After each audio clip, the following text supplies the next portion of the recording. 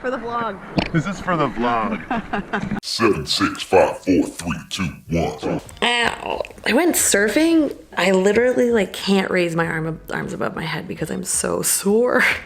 When I say I went surfing, I should say that I laid on a board and paddled and couldn't get up. We got it. Oh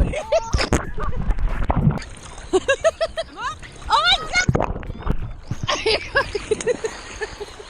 Be the board. Hi everybody. It is Tuesday, January 2nd, day 2 of BQ or Bust.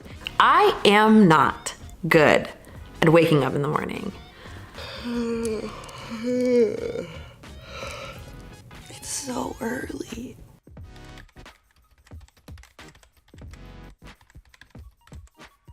How many cards being pulled? Hurts.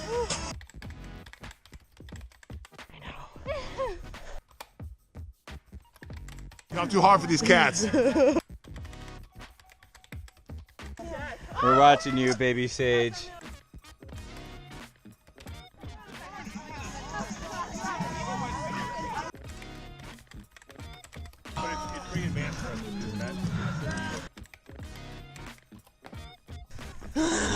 Oh god! Ah!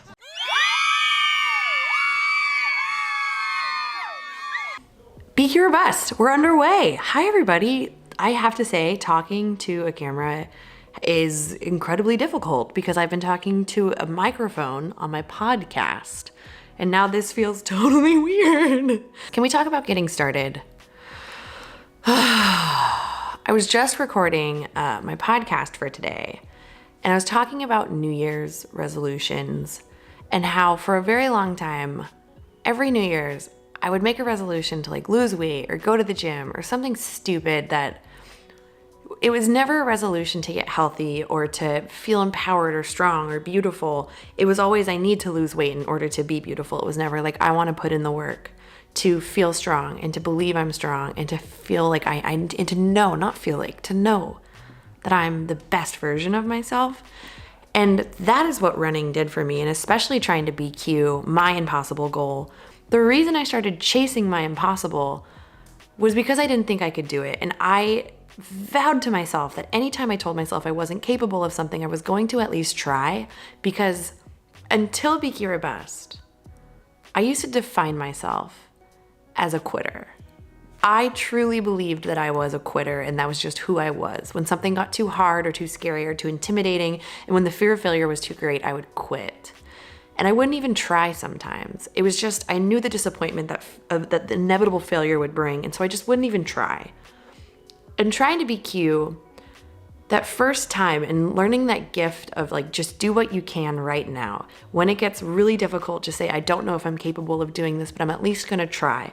Doing that over and over and over again, it really did teach me that no, I'm not a quitter. And that's something that resolving to make a change in a new year does for you, right? Like resolutions aren't some magical, like, they're not ruby slippers. You can't just like say it 3 times and then click your heels and then boom, they happen. You have to fight and work your ass off for it. You have to sacrifice. You have to make the decision to do it knowing that there's a chance that you might not do it. You might get your heart broken, right? Like BQ or Bust round 2, I got my heart smashed into a bajillion pieces, and it took me months to get to a place where I want to try again. And right now I'm at the place where everything is really, really hard. Getting started is really, really, really hard. And I was talking about this in my podcast today.